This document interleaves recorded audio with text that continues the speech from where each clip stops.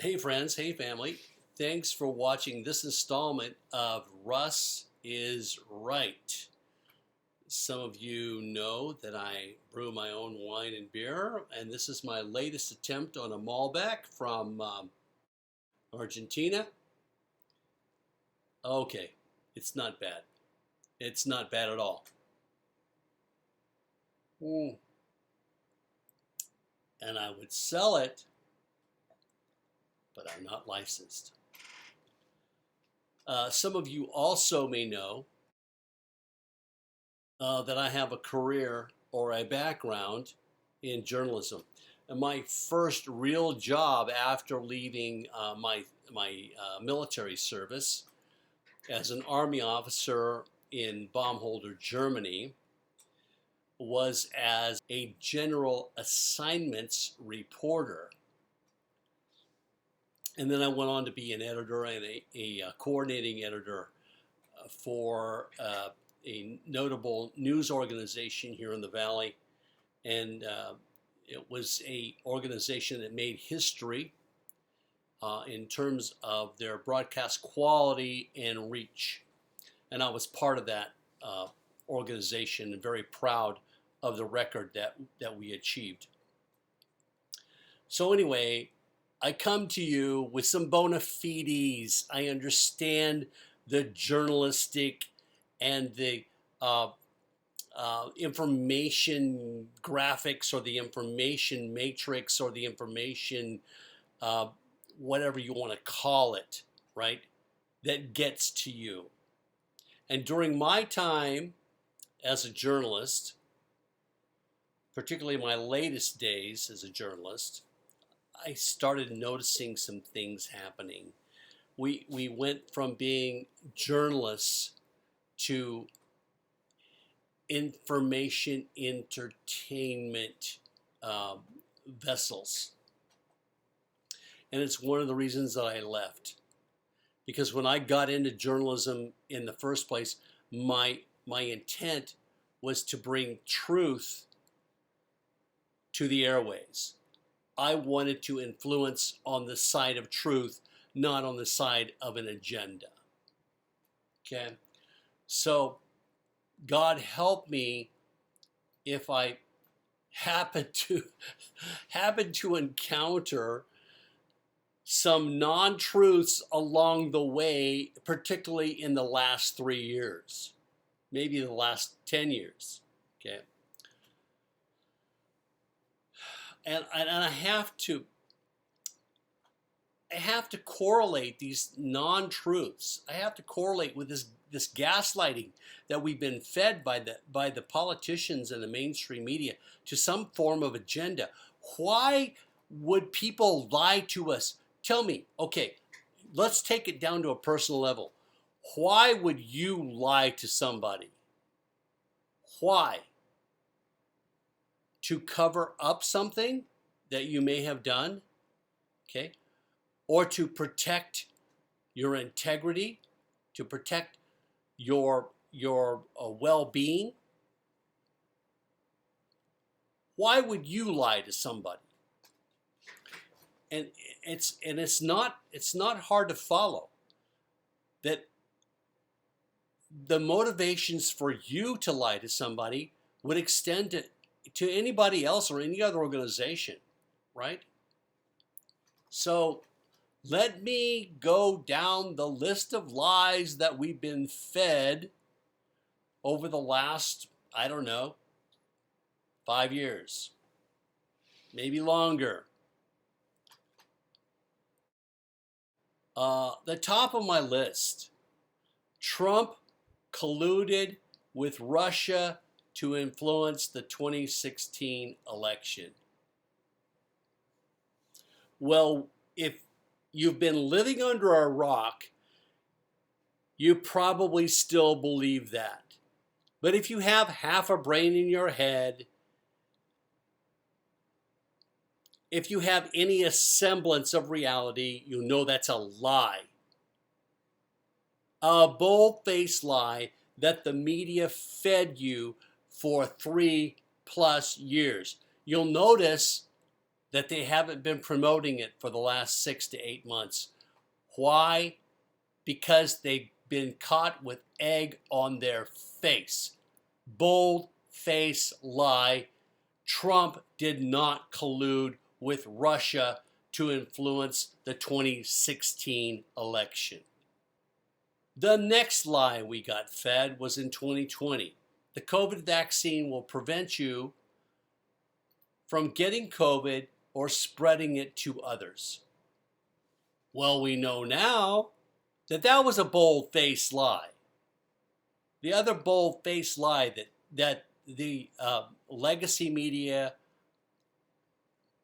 mainstream media, whatever you want to call it, fed us, and now this was a temporary one, but it just went along with the agenda that the Biden administration wanted to push, that the Border Patrol agents on horses whipped illegals crossing into the United States-Texas border. Bold-faced lie, and the Secretary of Homeland Security propagated that, or was one of the proponents of that lie. He should have been impeached the minute that it was proven false. The next lie that the media gave us for more than a year, or at least a year, Nick Sandmann, you remember Nick Sandmann? He was the high school kid in Washington, D.C., wearing the MAGA hat, right? Got approached by an American, a Native American, beating a drum, right? Well, everybody in the mainstream media told us that he was a racist, that he instigated that encounter. And then as new media, new video evidence came to light, they had to back off of that allegation. And in fact, a lot of those news organizations got sued because they lied, they misled the American public about Nick Sandmann. How about this one? The Hunter Biden laptop was disinformation. Well, now we all know that that was a bold-faced lie, but that was fed to us by the legacy media for months and months and months and months, right? Why? Why would they have to lie about the Hunter laptop? I'm just asking questions here, folks. I'm just asking questions. Why do they have to lie to us about these things? Here's the next one. The Capitol Hill riot on January 6th was an armed insurrection in which 5 people were killed, including a U.S. Capitol officer hit by a fire extinguisher in the head. Bold-faced lie that was fed to us for weeks and weeks. And there are still people saying that people died on January 6th as a result of the riots. Do you know who died on January 6th as a result of the riots? People that were there protesting. They got trampled, they had heart attacks, and one of them got shot by the government. That's the people who died, not anybody on the other side of the protest. But yet you're led to believe that the January 6th riots or demonstrations, or the insurrection as they call it, right, resulted in deaths of police officers and politicians and people defending the Capitol. Not true.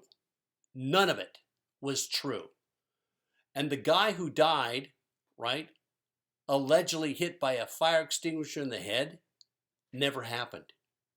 He died of natural causes the day later, the next day, or 2 days later. I've forgotten the exact facts. But he did not die because he got hit in the head with a fire extinguisher. Not true. But you were told by the legacy media that he did, and there are still people today on Capitol Hill propagating that very lie. And then here's the next one. The BLM Antifa protests in the summer of 2020 were mostly peaceful. Don't believe your lying eyes. Just look at the frickin' video. This one was hard for me. I mean, I'm hearing CNN and MSNBC and NBC and ABC and CBS. But in the mostly peaceful protests today across America that only cost billions of dollars in damage and 30 lives lost. Mostly peaceful, but billions of dollars in damage and 30 lives lost. But mostly peaceful. Don't believe your lying eyes. Hydroxychloroquine is not only useless against COVID-19, but extremely dangerous. If you do just a little bit of research, folks, hydroxychloroquine is used around the world safely and effectively against malaria. But we were told that it was dangerous. And we were not told by the mainstream media.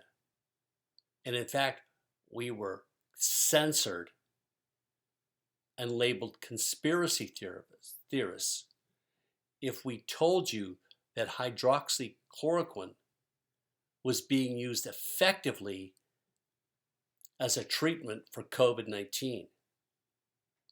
Why? Why all the lies, folks?